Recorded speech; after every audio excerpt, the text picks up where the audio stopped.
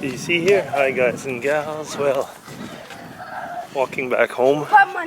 Bunch of people, kids playing around in the grounds here. I guess playing hide and seek or whatever.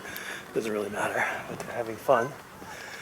Just got caught in the rain a little bit, but it was more like a sprinkle. So I thought, no, I'm not going to take the bus. I'll walk through it. Worst to worst. Things have to go in the wash anyway. Well, what am I going to talk about?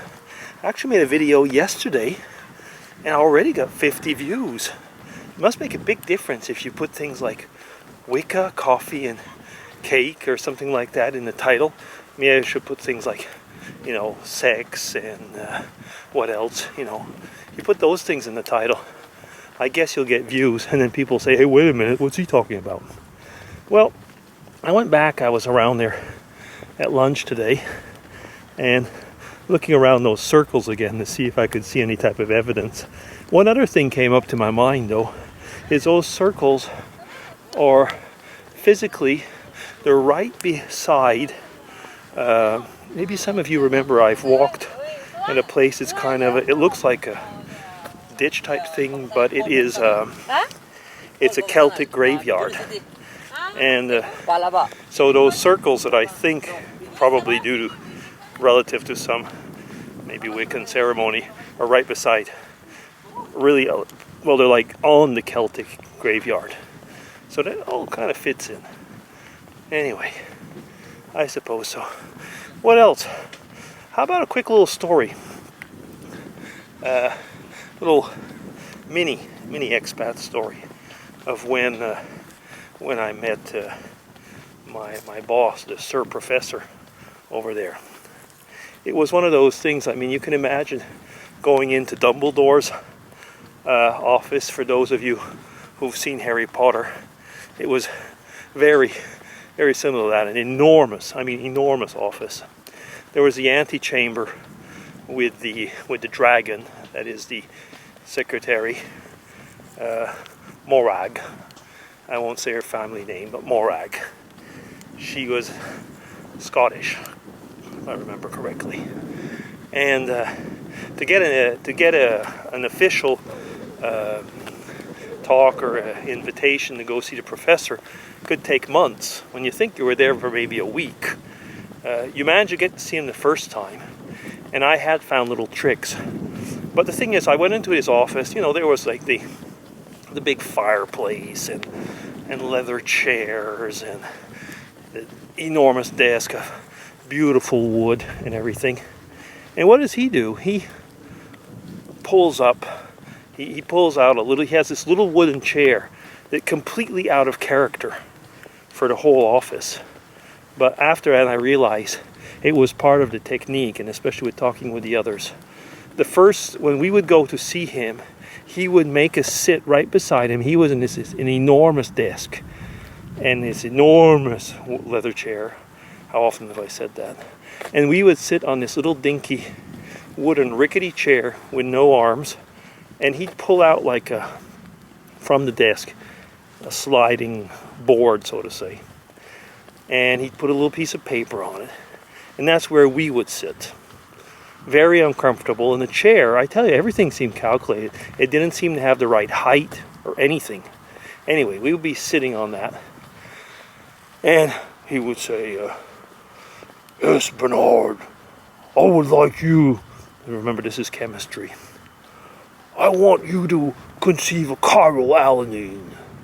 And alanine is a kind of an amino acid. But I mean, I know you're going to say, some of you who know chemistry will know that amino acids are chiral. But he meant to create things like that and create a chiral, sorry, I got it wrong. It would end up, it says create a chiral glycine. Okay, it's not so difficult for a chemist, but the way he wanted us to make it, anyway, without getting into the details, it was nothing that was going to be easy. And the way he had proposed what he wanted, of course, was going to be different to everything else that was there. So, and I said, well, yeah. And he says, and how would you propose me to get onto it? He says, that's what you're here for. And then he said, and I said, okay. And I says, any other thing? So he'd just written about that big on a piece of paper. He says, no, go away and come and see me again in 3 weeks with your ideas. And that was it.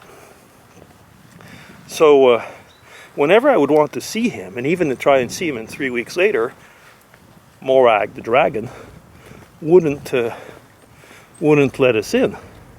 So I had found a secret, is that the professor had a secret elevator that went into the basement, and he came in by a side door, and he went through that secret basement and through that secret elevator so that nobody could find out when he was in or when he was gone, except that I had seen early in the morning where he parked his car, and if you kept watch, you could by chance be in the basement and just around where the elevator was.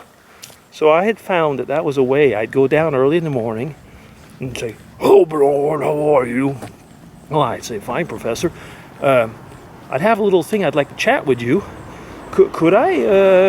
Says, "Well, of course." So we get into this little elevator, which I swear was just about, probably just barely bigger than he was. He was a big man. And we get in there, go up into his office, straight into the office, chat a bit, and then, of course, I couldn't go down by the elevator. I'd walk out the door, and the dragon, oh my goodness, like, how did you get in there? And it's like, she was like wondering like how I had slipped in there, if I'd slept there or something. Of course she must have realized, but she didn't want to give on.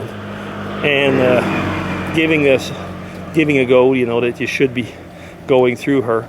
But yeah, the secret elevator trick, that worked quite a few times. And surprisingly enough, years after, I talked to other people, and very few people knew about it. It seemed like it was nevertheless a rather well kept secret.